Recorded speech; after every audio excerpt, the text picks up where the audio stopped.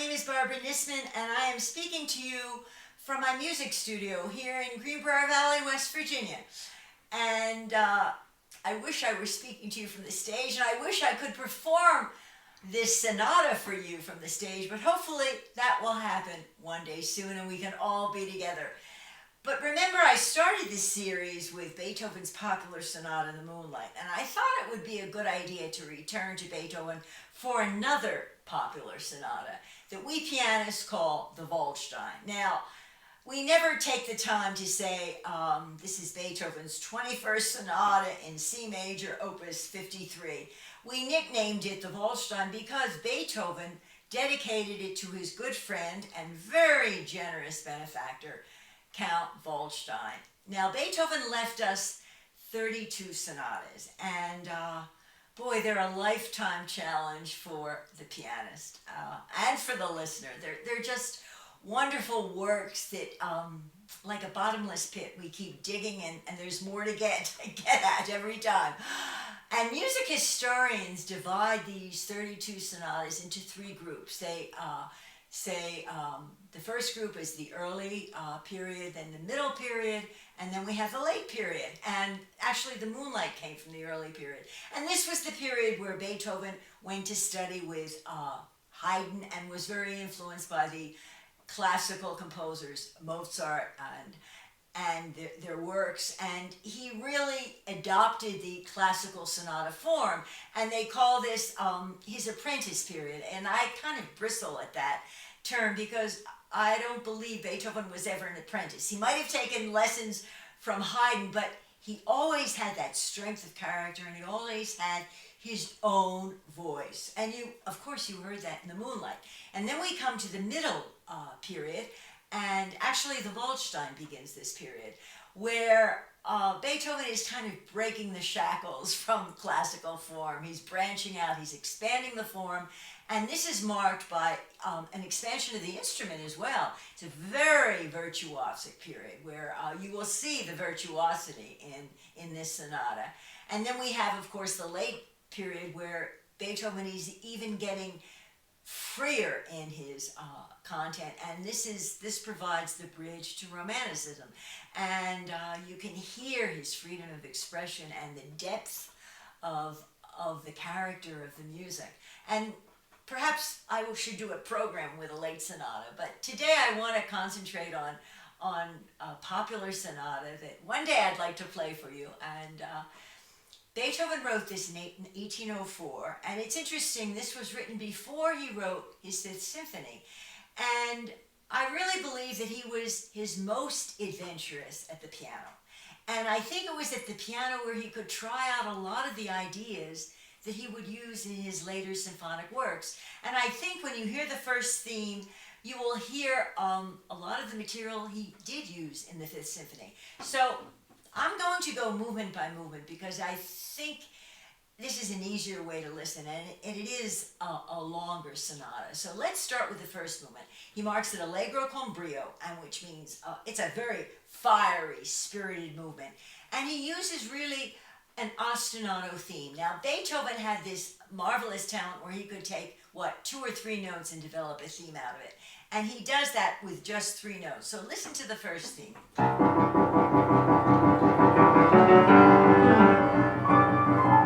And then he'll repeat it. But it's just those 3 notes.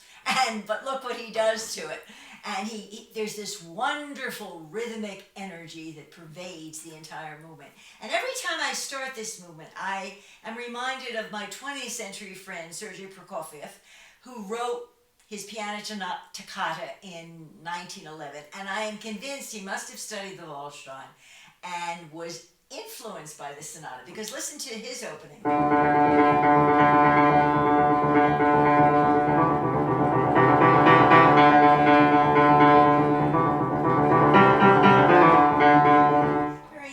So I'm sure everybody stole from Beethoven.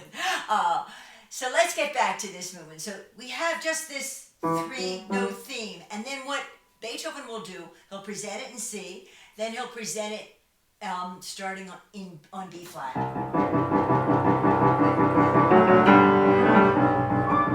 Now it goes to B flat. Same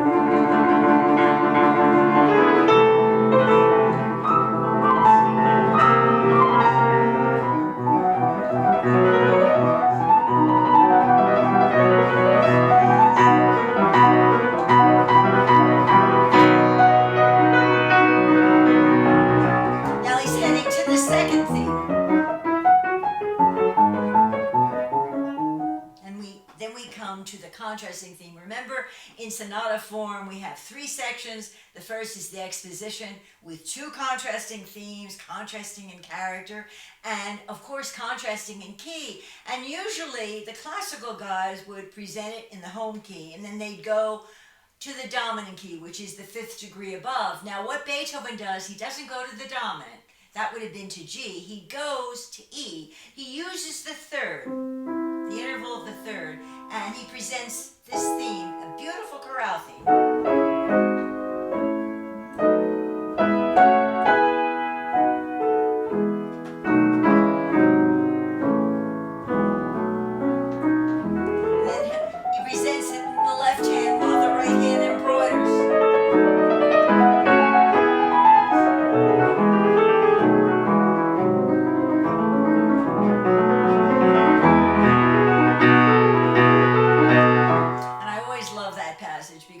Beethoven gives us these wonderful syncopations off the beat, and I always think, my goodness, Beethoven gave so much material to jazz musicians, and of course they were influenced by this. They had to be.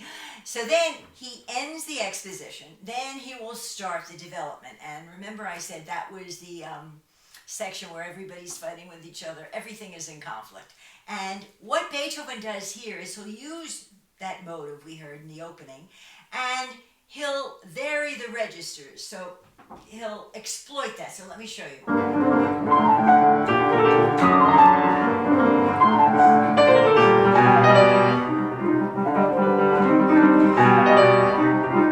And so on, and then a lot of pianistic stuff will be going on.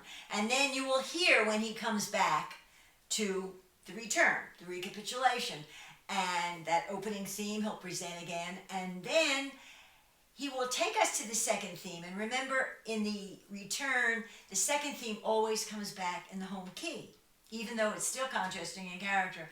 And what Beethoven does, see, he's getting away from the classical restrictions. What he does is he will present this theme now in A major, which means it's a 3rd below C. Remember, he first presented it a 3rd above. Now he goes a 3rd below. And he'll present it in A major.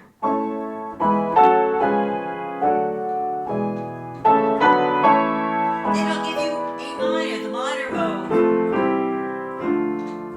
And then finally gets to C. And the left hand has it in C. So in a way, it's a false key entry, but we have the second theme. Okay, now, and he'll, end the exposition, and you remember composers always tack on a coda, like a summary, an ending.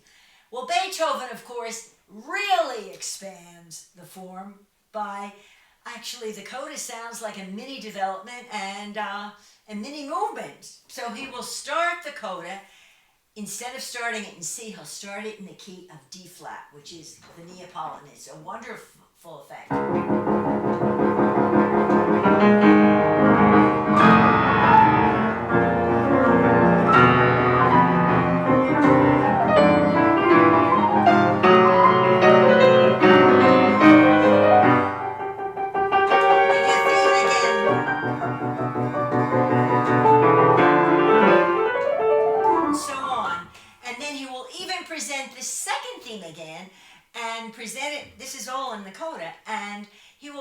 This time in C major, and I think maybe that was the reason he presented it in the recapitulation in A major first. So you finally get it in C major, and then the coda finally comes to an end. He draws out the ending the way he is notorious in doing, and then we finally get a tacked on ending, and we get the end of this wonderful bravura movement. It's with this wonderful driving energy that drives us right to the conclusion. So that's a rough idea of what's going on. I'm going to try and walk you through it, and I'll try and talk while I play. That's usually difficult, but I think you'll be able to follow where we are. So this is the first movement of the Waldstein, Allegro con brio.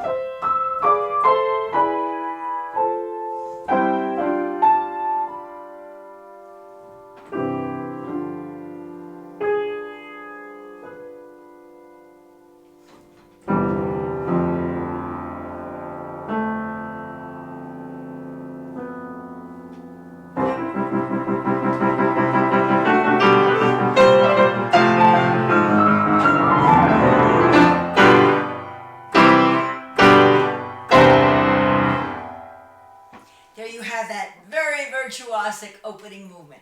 And I think, we often forget what a virtuoso pianist Beethoven was. He would have had to be. He performed all of his own sonatas. And, when you see those pictures of Beethoven's messy piano with the strings out, he must have broken a lot of strings when he played this music. And now let's move on to the second movement. I think I will walk you through the second movement. But first, let me say that Beethoven originally wrote another second movement.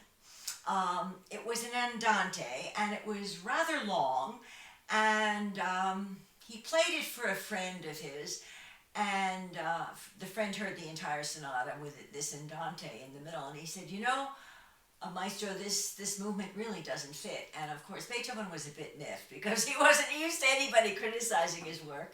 And he woke up the next morning and he agreed. And so he wrote another second movement. But let me play for you the theme from the original movement, because it's really interesting to see what he replaced it with. And this is the Andante, which we now call the Andante Favori, because Beethoven did not discard this piece. He published it, and it became so popular, every pianist wanted to play it. Every woman pianist who studied music did play it, that they called it Andante Favori.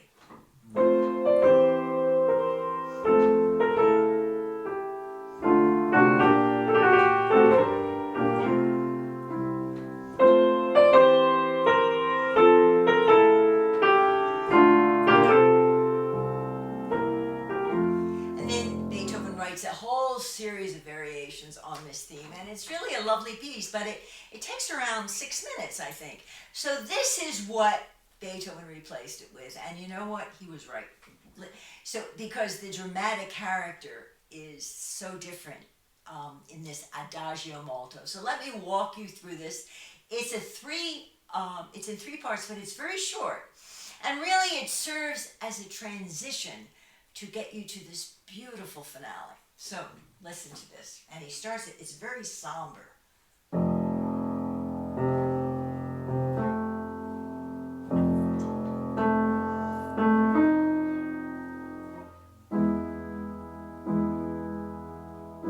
Very different in mood than the other, right?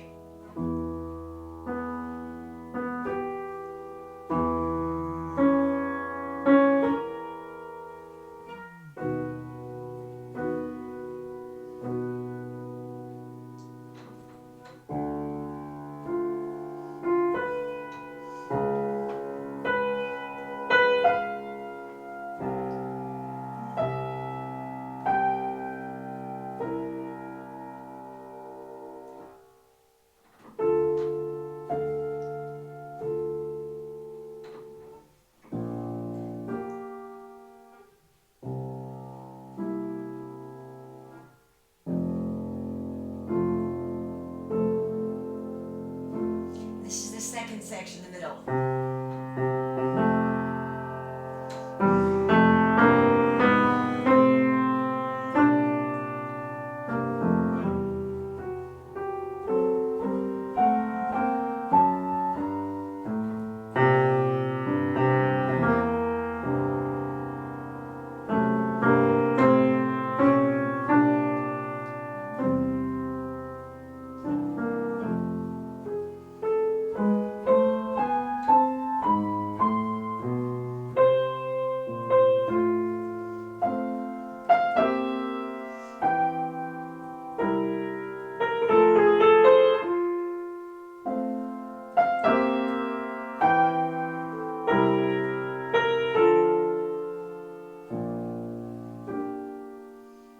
Return to the opening section with some variants.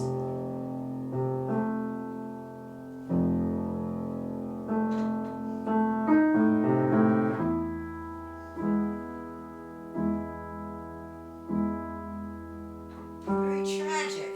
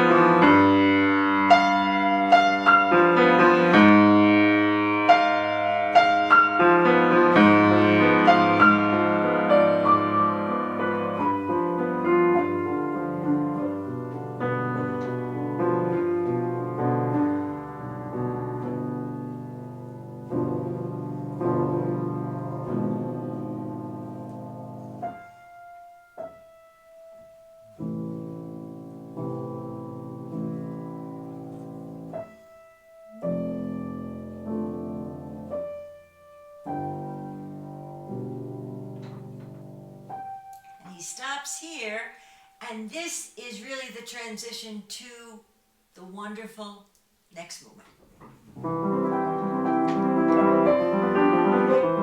So you see how that note prepares, it's kind of the pickup to the next movement. But after all that intensity, all of a sudden you feel you're back in the sunshine. When that theme opens, that's the way I feel. So I think Beethoven was right when he changed that movement. It's very dramatic, it's very intense, and it's quite tragic. And then he also actually expanded the form because he linked these two movements together. So that's really breaking away from that classical rigid mold. So let me start and let's talk about that last movement, because every time I play that theme, I think the heavens open up and it's all smiles and sunshine. Actually, it's been nicknamed l'aurore, meaning the dawn, but I see it more as the sunshine. Now, what Beethoven does with this theme, and I'll play it for you again, we have to remember that he did not use the Steinway piano because it wasn't invented then, of course. He did compose this, I think, on an Erard piano, Erard. But it was not the same Erard piano that Liszt used, because Liszt, of course, used an Erard but made a lot of improvements to the piano since Beethoven time. So, but when Beethoven writes these long pedals, which he has in this music, he has the whole first theme in one pedal, you could do that on that instrument. Now, on the modern Steinway, you have to be careful because you have to judge acoustics, and if you just put your foot down and leave it there, it usually gets a little muddy when the harmonies change. So I have to do this kind of pedal vibrato, and you'll hear he'll go from major to minor. So I have to be careful it doesn't get muddled up. So listen to the theme.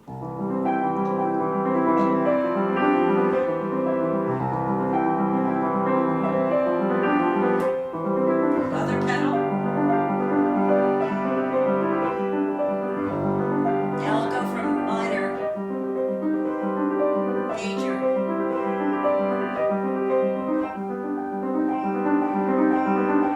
The pedal comes off.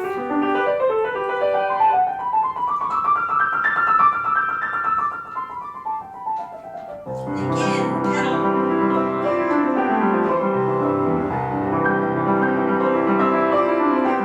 Creates this wonderful atmosphere, and that's really what he wants. I really do think he wants the joy and the sunshine. Now this movement, it's marked allegretto moderato, and it's in three parts.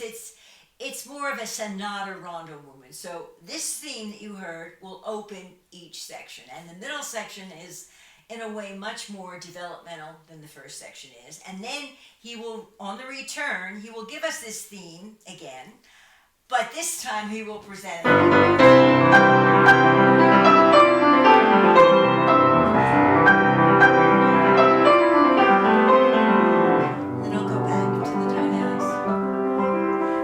So there you have the form. But what Beethoven does, again, he expands the form. And after the piece, we think the piece is finished, but Beethoven adds this terrific prestissimo coda. So performers have to be careful that they don't play the opening part of the movement too fast, so they can make this great contrast. So this is the way the coda begins.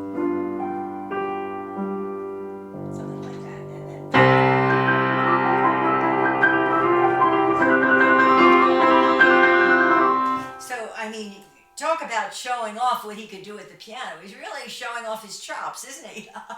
Now, there's a wonderful passage in the coda I have to tell you about and confess to you about, where Beethoven marks in the passage, he indicates octave glissando, which are quite difficult. It means, you play an octave and you kind of go like that.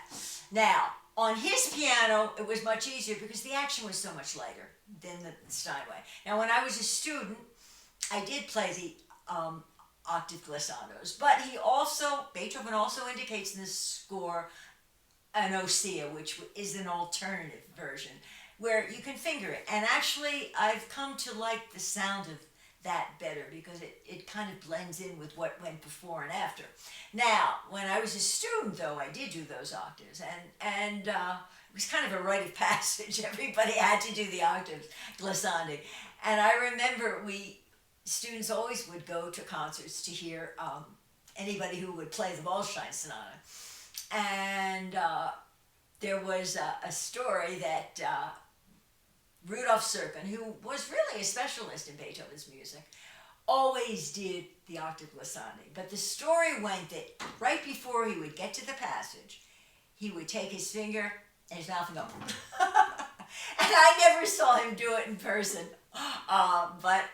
And I should have asked him about it if it was really myth or he actually did it. But I remember that story from way back when. But you will not hear me do the octave glissandi. You'll hear me finger them. But it's a great passage that all us pianists really discuss and argue about. So let me walk you through the last movement. And what I'll do is I will start from the end of the second so you can hear this wonderful transition that really prepares the opening of the finale.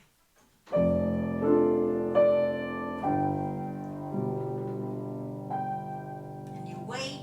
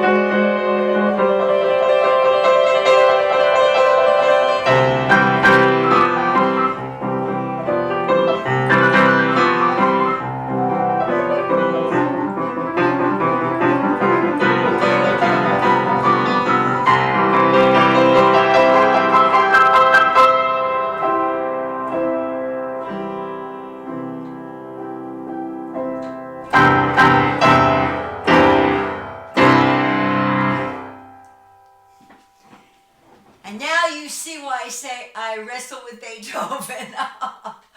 And you know something, his sonatas are a lifetime challenge. I mean, the more you dig, the more there is to find. And then when I think of Beethoven himself, my goodness, he wrestled with so much. He wrestled with his physical ailments. I mean, even by the time he was writing the Waldstein, his hearing loss had begun. And of course, he wrestled with the musical material to try and get closer and towards that freedom of expression. And I recently reread a wonderful quote from the inscription that he put in the beginning of the Missa Solemnis, and it said, "From the heart to the heart." And actually, that's what his music does. Beethoven is a wonderful inspiration for us. I mean, he's an example of boldness and courage and overcoming obstacles, physical, musical, spiritual. And his music really always gets us to a higher place, you know. He was touched by the divine spirit, for sure. And in his quest for this freedom of expression, how fortunate we are for what he has left us. And I really think during these times we need to listen to much more Beethoven. He struggles, and we can connect to his struggling and to him overcoming obstacles. So I hope one day I will have a chance to play this for you in concert, and then I'll do all the repeats for you. But this was a rough idea of how Beethoven put together this wonderful sonata that all pianists love to play. So in the meantime, be well, stay safe, and I look forward to the next time we can visit. Thank you so much.